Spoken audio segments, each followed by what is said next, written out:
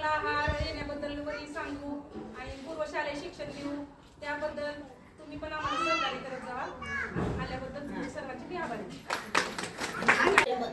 मराठवाडा मुक्ती संग्राम दिन पण आहे, पण त्याचबरोबर आम्हाला अंगणवाडी, आता तुम्ही तर अंगणवाडीचे पालक आहात, तुम्हाला अंगणवाडी सगळं माहिती आहे. परंतु अंगणवाडी सुरुवातीला म्हणजे 8 वर्ष झालं आपण राष्ट्रीय पोषण अभियान साजरा करतो कार्यक्रम.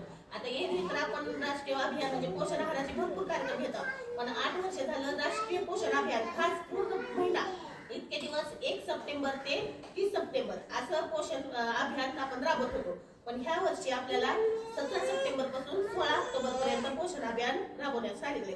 आता एरवी आपल्याला पोषण अभियान खास साजरा करण्याचं उद्दिष्ट काय सरकारचं, की आहाराबद्दल म्हणजे पालकांमध्ये जनजागृती करणं. मुलांना कोणता आहार, बाळ म्हणजे आईचं पोटात बाळ असल्यापासून ते म्हणजे मोठं होईपर्यंत त्याला कोणकोणता आहार, सकस आहार पाहिजे, म्हणजे त्याच्यामध्ये कोणकोणते अन्नपदार्थ, म्हणजे आपण घरी तर रेग्युलर जेवण चांगलं जेवतो, परंतु त्यातल्या त्यात तुम्हाला जनजागृती करण्यासाठी पोषण अभियानमध्ये कोणकोणते आहार असावेत, कोणतं पौष्टिक, कोणत्या पदार्थात कोणत्या म्हणजे कॅल्शियम असतंय, कोणत्यात आयर्न असतंय, कोणत्या व्हिटॅमिन असते, ती सगळी तुम्हाला माहिती सांगावं.